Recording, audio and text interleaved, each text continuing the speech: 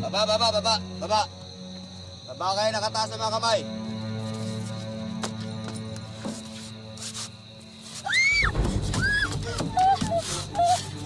Teka kuya, pabayin niyo muna ako. Wala naman akong kinalaman dito eh. Huwag ka naman dami ibang tao. Ha? Matatagdagan ang kasalanan mo niyan eh. Ano eh? Gagalaw!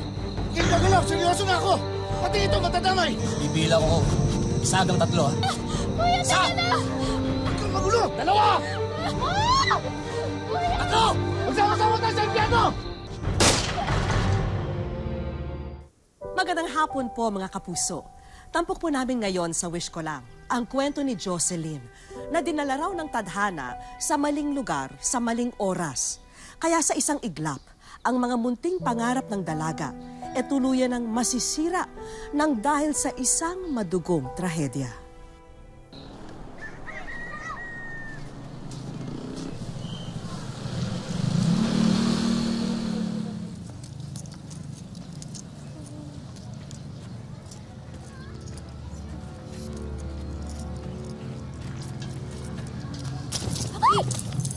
Ay ko naman tong si kuya. Loka. Ayun, Pinsay, kunin mo yun, oh. Kunin mo. Naku, hindi kayo pwedeng mawala. Kita ko kayo sa paglalaba ko, sa paglilinis ko ng kwarto, sa pagluluto. Oo, ito na yung pisong pinahabol mo sa akin. Butik pa ako nasagasaan, no? Kasi naman, kailangan to nila nanay tsaka nila tatay dahil kung hindi, gutom yung sasapitin namin. Ko, para piso lang? Damot, di ko naman tatago yan. Buti, pinayagan ko umuwi ni Mrs. ko sa inyo. Sabi ko kasi, total, sweldo naman. Uwi muna ako kina nanay at saka kina tatay para mabigay ko to. Kailangan na kasi nila to eh. Bait ng amo mo, te. Siyempre, mabait at masipag na kasambahay rin naman ako, no? Alam mo, Insan, hapon na. Sa bahay ka na lang kaya mo nagpalibas sa gabi. Ay nako, inihintay na ako nila nanay at saka nila tatay sa bahay.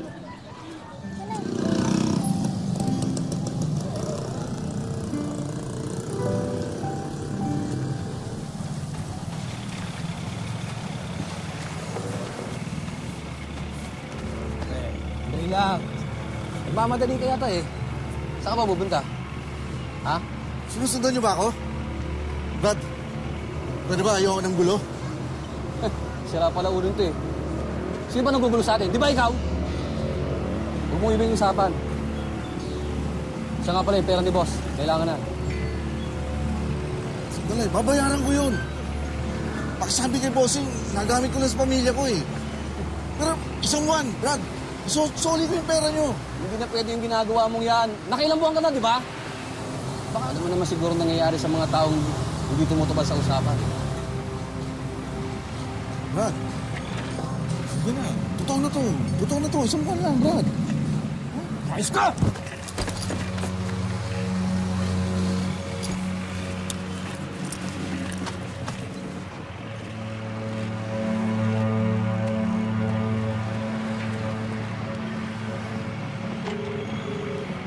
Hello, boss. May problema eh. Humihingi ng isang buong palugit. Oo, boss. Okay, boss. Ako na bahala rito. Titiktikan namin yan.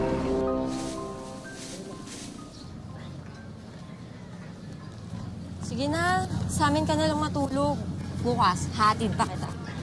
Ay nako, kung pwede lang talaga. Eh kaso hinihintay na kasi ako sa bahay namin eh. Oh, saan ka pupunta? Dito pila ng habal-habal mo. Sino naman may sabi sa'yo na maghahabal-habal ako? Hello, madiskarte kaya ako. Ayun o, din ako, sasakay. Dump truck? Sigurado ka? Sosyal, diba? At least libre pa ako. Di talaga maganda vibes ko eh. Bukas ka na lang umuwi. Ano ka bang arte mo, ah? Kaya ko na to. Sige na, bukas na tayo magkita ulit, ha? Kaya ko na to. Sige na, bye-bye. Bye-bye.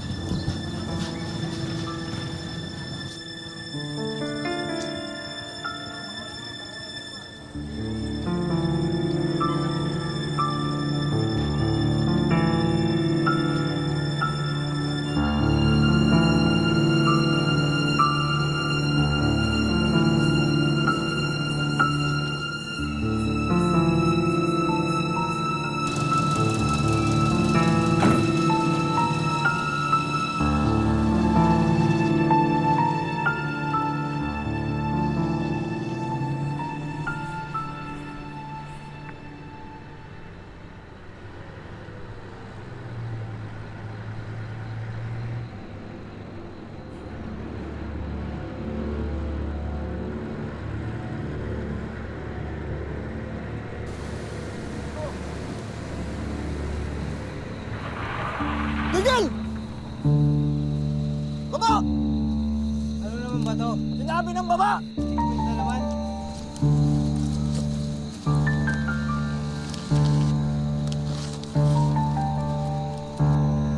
Walang gigilos na masama.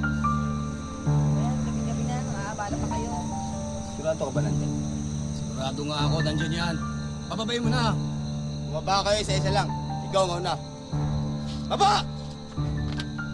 Taas mga kamay. Ikaw! Baba! Ikaw, baba na. Bilisan mo. Sabi mo maigi yan. Yan lang yan. Yes! Ah!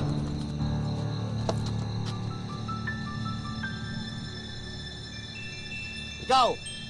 Anong ginagawa mo dyan? Wala po. Wala. Anong wala? Baba! Baba! Taas mo kamay mo.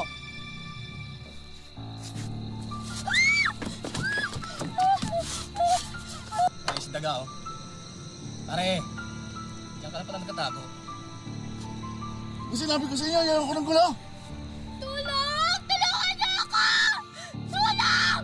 Maggulo! Di ba sinabi namin sa inyo kanina na malilintik ka nga sa amin? Pasensyahan tayo. Teka kuya, pababayin niyo muna ako. Wala naman po akong kinalaman dito eh. Ang dumadama itong batang ito. Pababay niyo ako! Bayan niyo umarad! Alis yan! Alis! Ano nangyari? Ito si Gido. Nagmamatigas. Kuya, pababayin mo na. Baba tayo. Tatawag kami! Brad, tumabi na kayo! Tumabi na kayo! Ano ba, pare? Relax lang. Gusto yun, kung magulo! Sige na po, parang awan niyo na. Pare, huwag ka namang dami ng ibang tao. Sige na, Matatagdagan ang kasalanan mo eh. Lalo kang mapupunta sa impyerno. sige na po. Tandaan mo yan. Ako na lang po kasi yung inaasahan ng pamilya ko eh. Kung gusto mo ito, bibigyan ko kayo ng pera. Tapos yung kamay mo! Kumalikot! Hoy, ano? Hindi ka nakakaw sa bata? Neng, buhay pa ba yung mga magulang mo? Opo, inaantay nila ako sa amin. Sige na po, parang awan niyo na po. Pangawalan niyo na po ako. Wala po akong kinalaman dito. Taling mo! Sige na po. Para bilisan mo na. Para makalis na tayo. Tukan mo na! Teka lang po, pangawalan niyo muna ako. Palagay niyo ba kailang may pamilyang uuwian? Ako rin! Dapat nag-isip ka muna! Bago mo kami inonse! Bibila ko 1 hanggang 3, ah. Kuya, wag po. Teka lang, pababayin niyo muna ako. Kung ayaw niyo madama ito, pakawalan niyo ako! Ah! Kuya, teka lang. Wag. Kuya, please. Pawalan mo na ako. Huwag kang magulo! Hindi niya kaya gawin yan! Dalawa! Kuya, teka lang. Kuya. Na! Kuya. Kuya. Kuya. Ano? Sama-sama tayo sa impyerno!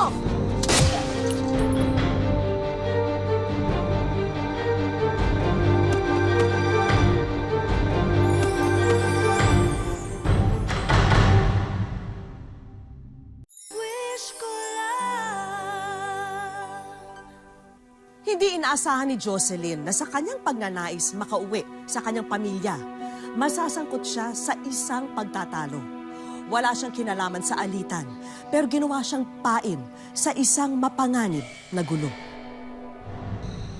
Brad! Wala akong sandata, Brad! Wala akong sandata, Brad! Nakiusap ako, Brad! May pamilya kasi ako, Brad, eh! Magkakasama naman tayo dati, kilala niyo ako!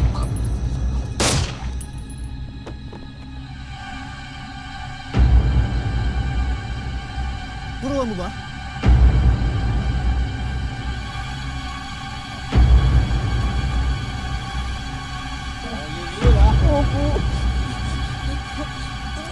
Tingnan mo nga kung buhay pa yan. Kung buhay pa daw, dali, tulungan nyo yan, oh, bilis! Miss, miss!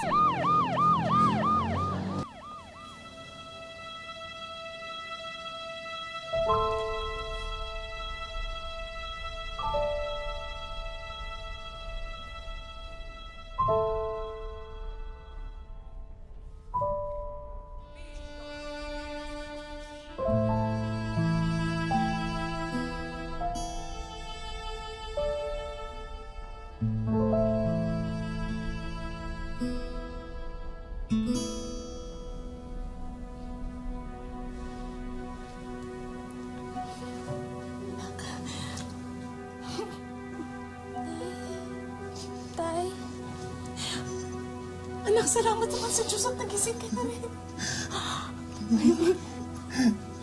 Nay, tay, akala ko po mamamatay na ako. Ligtas ka na, anak. Anak na, nandito na kami.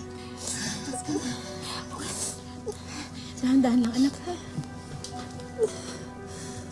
Dahan-dahan.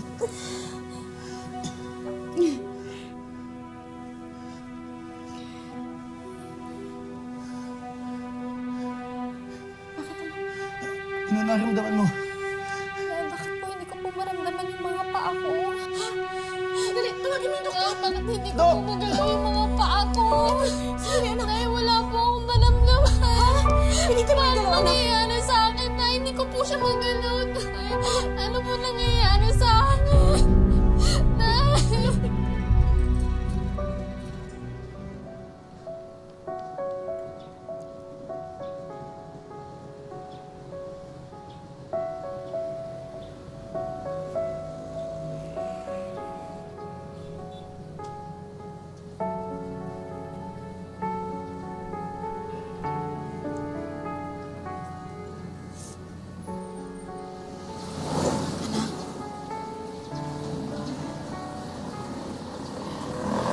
Anak, iniisip mo pa rin ba yung sinabi ng doktor?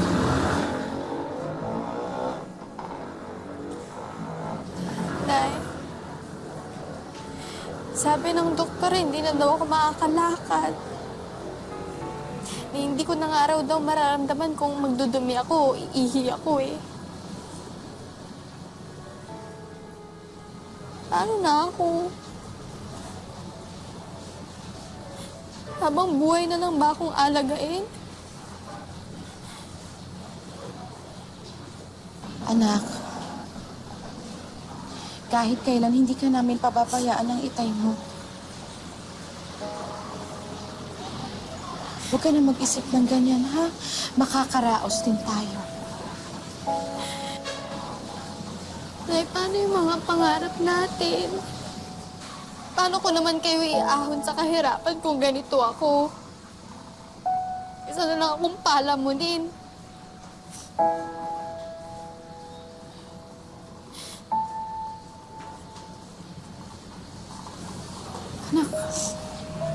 Anak, huwag ka mag-isip ng ganyan. Nandyan pa naman ang itay mo. Andito pa naman ako. Magtutulong-tulong kami para makaraos tayo. Nay, ang hindi ko lang naman tanggap ay wala naman akong kasalanang ginawa eh. Wala naman akong kinalaman sa away nila. Bakit nangyari sa akin to? Bakit nila ako dinamay?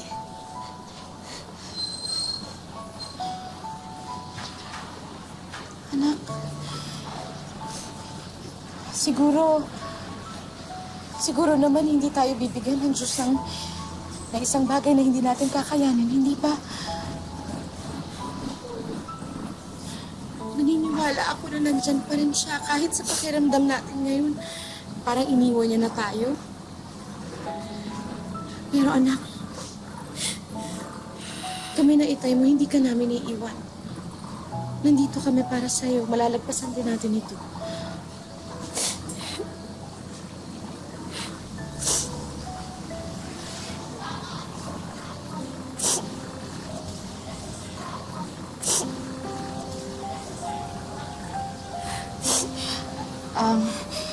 Jocelyn, anak, siguro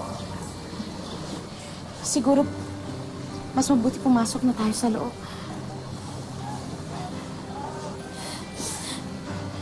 Nay, nakakahiya naman ako. Hiyang-hiya na po ako sa inyo. Anak, huwag.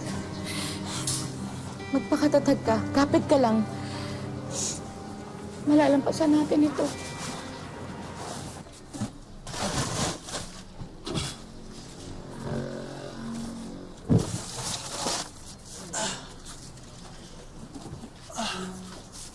Okay na ba yan? Okay na po, boss. Oh, nabalitaan ko nangyari sa panganay mo ha. Ibang-iba na talaga panahon ngayon, no? Nakakatakot. Nahuli ba? Hindi po eh. Hanggang ngayon, hinahanap pa. Hirap, no? O paano, dadaan ka pa sa anak mo yan? Teka na, ilan na ba anak mo ngayon? 3 na po. Buntis pa po si Tatlo. Mrs. Kaya ako lang Buntis po pa. inaasahan nila. Kailan maayos mo rin yung problema mo na yan. O paano? Para na, baka abutin tayo ng gabi sa daan eh. Oh, dito ka na sa rap, sumama na ako. Ako lang mag-isa eh. Baka antukin ako, wala akong katabi. Dito ka na.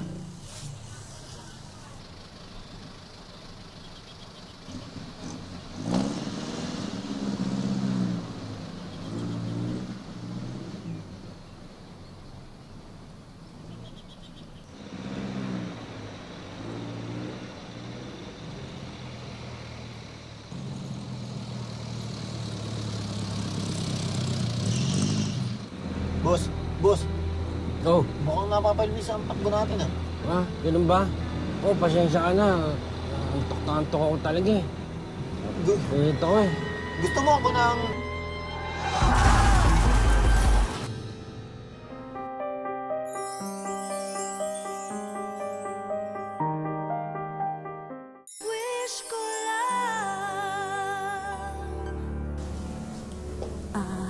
Mrs., kakausapin lang po sana kayo ng doktor.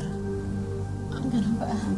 O sige, saglit lang ako, anak ha. Babalik din ako. Sige po. Babalik din ako agad. Ay, naka muna, anak. Dito po. Sige.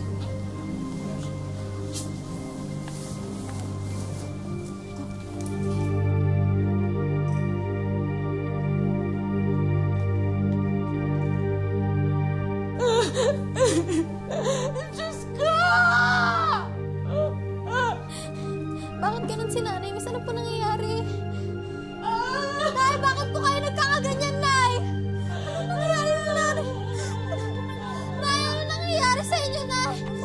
Paano ka ba, Ma'am? Ma'am! Ma'am! Ma'am, dito ka lang, Ma'am.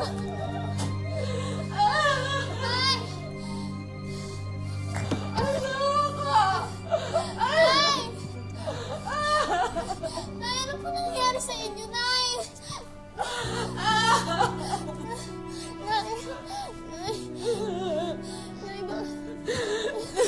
Nay, ano po nangyayari sa inyo? Sabihin niyo naman po sa akin, Nay.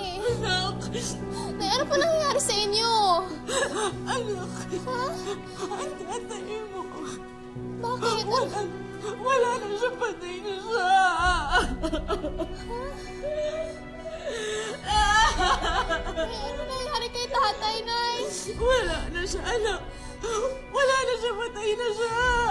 Paano wala? Anong nangyari sa kanya, Nay? Nay, nasaan si nanay? Ano pa nangyari? Sa pagpanaw ng ama, tanging ang ina na lamang ni Jocelyn ang may kakayahang magtaguyod sa kanila. Kaya lubos ang pagdadalamhati ni Jocelyn, lalo na't imbes na makatulong, naging pabigat pa siya para sa kanyang ina. Salamat. Ako na po. Ako na. Salamat. Salamat.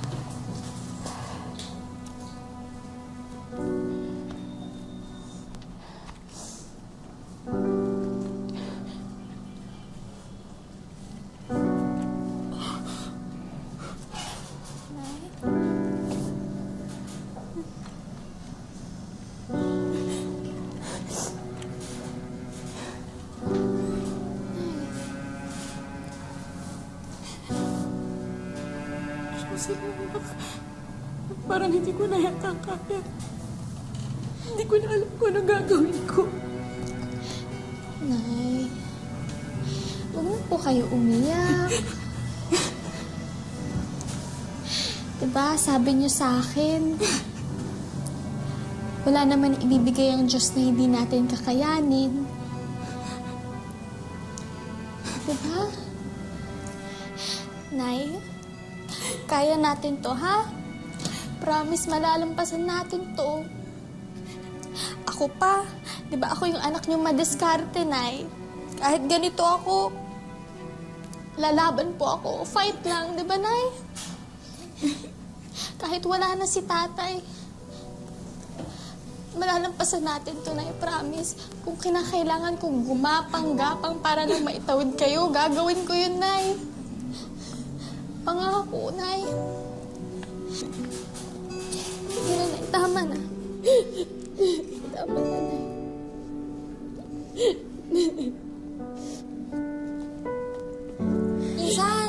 Insan!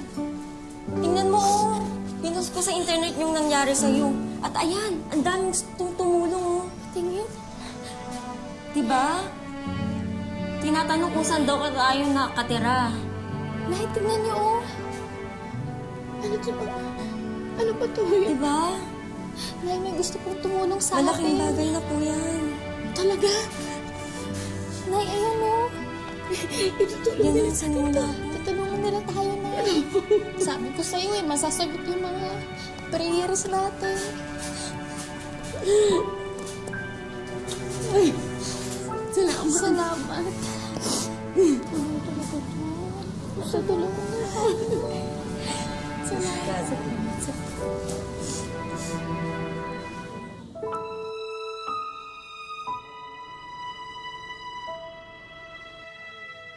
Bumilang na ang 3 taon nang maganap ang trahedya sa buhay ni Jocelyn. Nasundan pa ito ng pagpanaw ng ama. At mula noon, nalihis na siya sa pinapangarap na landas. Noong nag-aral pa ako, pangarap ko na mag-abroad para makatulong ako sa mama ko at papa ko. Baldado na ang kalahating katawan ni Jocelyn. Sa katunayan, nagkakaroon na nga ang dalagita ng mga bed sore o sugat sa likuran dahil kung hindi raw siya laging nakaupo, nakahiga lamang siya sa papag. Sabi ng doktor, di na daw ako makalakad. Dahil natamaan daw yung spinal cord ko. Mahirap talaga. Dahil hindi na ako makalakad, hindi na ako makatulong sa kanila.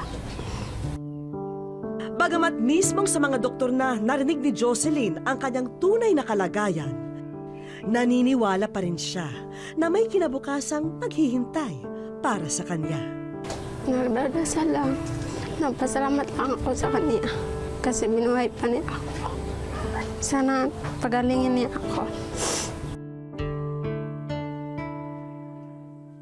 Gayunpaman, magbabakasakali pa rin siyang kumatok sa puso ng mga taong maaring makatulong sa kanya. Lumalapit po ako sa inyong puso. Sana po matulungan niyo po ako na maoperahan po.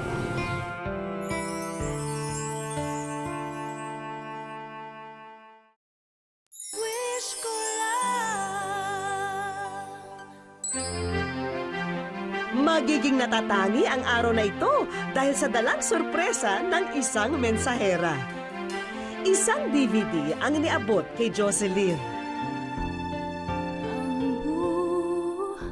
Koleksyon ng mga larawan ni Jocelyn at ng kanyang pamilya ang kanilang napapanood.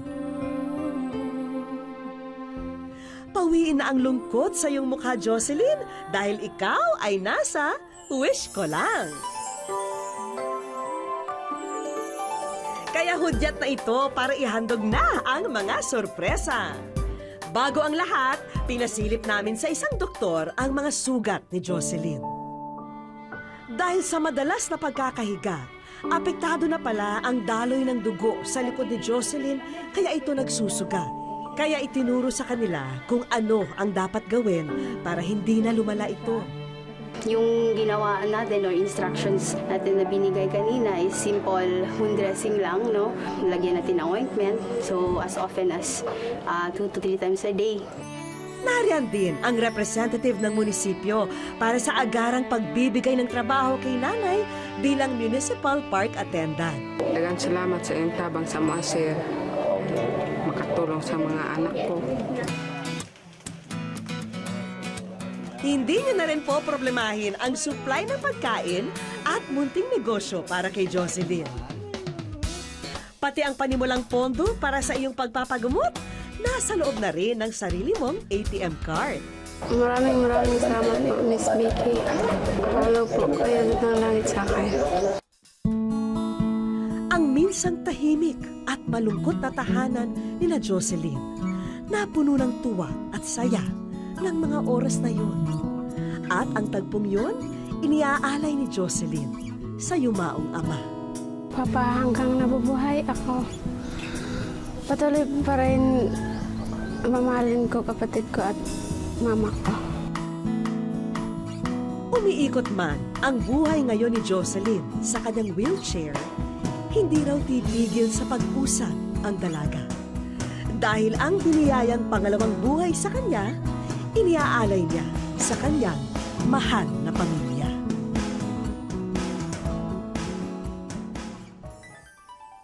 Kung ang buhay ay may masasalimuot na sorpresa, madalas meron din naman itong binibigay na hindi inaasahang biyaya. Kaya gaano man kahirap ang ating pinagdaraanan, asahang sa dulo nito ay may naghihintay na ginhawa, huwag lang tayong mawawalan ng pag-asa. Magandang hapon po mga kapuso. Ako po si Vicky Morales at ito ang Wish Ko Lang. Papatay ko! Ilabas yung message ko! Yung mga barito! Bakit nyo?